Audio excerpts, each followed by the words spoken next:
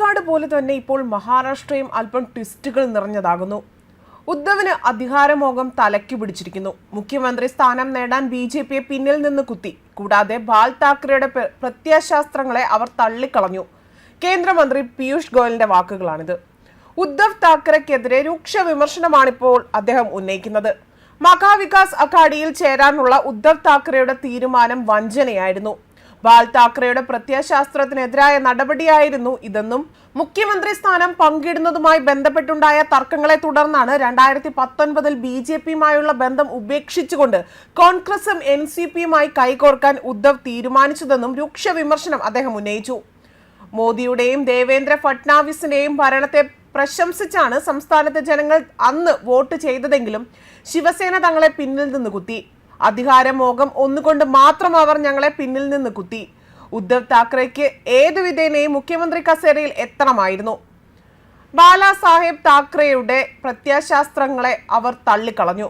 വഞ്ചനാപരമായ പ്രവൃത്തിയായിരുന്നു അത്. കോൺഗ്രസും ശരത് പവാറിന്റെ NCPയും ആ വഞ്ചനയ്ക്ക് കൂട്ടുപിടിച്ചു. 2014 2019 ജനവിധി പ്രധാനമന്ത്രി നരേന്ദ്രമോദിക്കും മഹായുതിക്കും അനുകൂലമായിരുന്നു. ഇന്ന് ഏക്നാഥ് ഷിൻഡെയുടെ നേതൃത്വത്തിലുള്ള ശിവസേന യഥാർത്ഥ ശിവസേനയായി ജനങ്ങൾ തിരഞ്ഞെടുക്കുകയാണ്. അതേപോലെ അജിത് പവാറിന്റെ NCPയെയും ജനങ്ങൾ അംഗീകരിച്ചു. പാർട്ടി പ്രത്യയശാസ്ത്രത്തിൽ ശരത് പവാർ ഉറച്ചു നിന്നില്ല. അതുകൊണ്ടാണ് പാർട്ടിയെ സ്നേഹിക്കുന്ന 75 മുതൽ 80% പേർ അജിത് പവാറിനൊപ്പം അടിയുറച്ചു നിൽക്കാൻ തീരുമാനിച്ചതെന്നും പീയൂഷ് ഗോയൽ പറഞ്ഞു. ബിജെപിയുടെ നേതൃത്വത്തിലുള്ള മഹായുതി 288 സീറ്റുകളിൽ 230 സീറ്റുകൾ നേടിയാണ് അധികാരം നിലനിർത്തിയത്. ബിജെപി 132, ശിവസേന 57, NCP 41 എന്നിങ്ങനെ സീറ്റുകൾ സ്വന്തമാക്കി. മഹാവികാസ് അഘാഡിക്ക് 46 സീറ്റുകൾ മാത്രമാണ് നേടാനായതും. ഉദ്ധവ് പക്ഷം ശിവസേനയ്ക്ക് 20ഉം കോൺഗ്രസിന് 16ഉം NCPക്ക് 10 സീറ്റുകളും നേടി. മഹാരാഷ്ട്ര തിരഞ്ഞെടുപ്പോടെ ശരത് പവാറിന്റെ വായടഞ്ഞു എന്ന് തന്നെ പറയാം. തിരഞ്ഞെടുപ്പ് ഫലം വന്ന അന്നു മുതൽ തന്നെ അദ്ദേഹം മൗനത്തിലായിരുന്നു. കഴിഞ്ഞ ദിവസമാണ് അദ്ദേഹം മൗനം വെടിഞ്ഞുകൊണ്ട് പ്രതികരണവുമായി രംഗത്ത് വന്നതും. മഹാരാഷ്ട്രയിൽ നേരിട്ട കനത്ത പരാജയം താനൊട്ടും പ്രതീക്ഷിച്ചില്ല എന്നാണ് അദ്ദേഹം പ്രതികരിച്ചത്. അദ്ദേഹത്തിന്റെ വാക്കുകൾ ഇങ്ങനെയാണ്: മഹാരാഷ്ട്ര തിരഞ്ഞെടുപ്പ് ഫലം പ്രതീക്ഷിച്ചതുപോലെ ആയില്ല. കാരണങ്ങൾ പഠിച്ച ജനങ്ങൾക്ക് ചെല്ലുമെന്നും ഇത് ജനവിധിയാണ്, ജനങ്ങളുടെ തീരുമാനമാണ്. ഇത്തവണ വോട്ടെടുപ്പിൽ സ്ത്രീകൾ നല്ലപോലെ പങ്കാളിത്തം വഹിച്ചിട്ടുണ്ട്. അവർക്ക് അഡ്വാൻസ് ആയി പൈസ കൊടുത്തിരുന്നല്ലോ. മാത്രവുമല്ല, നിലവിലുള്ള സർക്കാർ തിരിച്ചു വന്നില്ല എങ്കിൽ പദ്ധതി നിന്നു പോകുമെന്ന് അവരെ വിശ്വസിച്ചിരുന്നു. ഒരുപക്ഷെ അതുകൊണ്ടാകാം മഹായുതി ഇത്ര വലിയ നേട്ടം കൈവരിച്ചതെന്നും ശരത് പവാർ പ്രതികരിച്ചത്.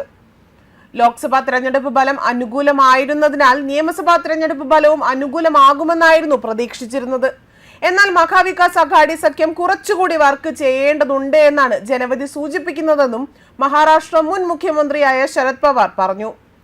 NCP നേതാവ് അജിത് പവാറിനെതിരെ യോഗേന്ദ്ര പവാറിനെ നിർത്തിയ തീരുമാനം തെറ്റായിപ്പോയെന്ന് കരുതുന്നില്ല എന്നും അദ്ദേഹം വ്യക്തമാക്കിയിട്ടുണ്ട്. ബാരാമതിയിലെ സ്ഥാനാർത്ഥിത്വം തെറ്റായി എന്ന് കരുതുന്നില്ല. ആരെങ്കിലും നിർത്തിയല്ലേ മതിയാകൂ എന്നതായിരുന്നു ശരത് പവാറിന്റെ പ്രതികരണം.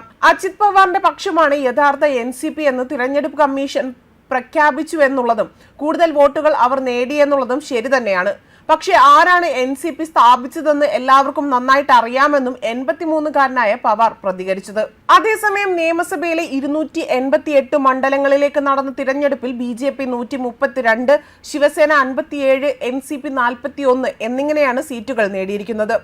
മഹാവികാസ് അഘാഡി സഖ്യത്തിൽ ശിവസേന 20, കോൺഗ്രസ് 16, NCP-SP 10, സമാജ്വാദി പാർട്ടി 2 എന്നിങ്ങനെയാണ് സീറ്റ് നില. അപമാനകരമായ തോൽവി നേരിട്ട MVA സഖ്യത്തിന് ജനവിധി വിശ്വസിക്കാൻ പോലും കഴിഞ്ഞില്ല. അത്തരത്തിലുള്ള പ്രതികരണമായിരുന്നു ഉദ്ധവ് താക്കറെ അടക്കം നടത്തിയതും. ന്യൂസ് ഡെസ്ക് കർമ്മ ന്യൂസ്.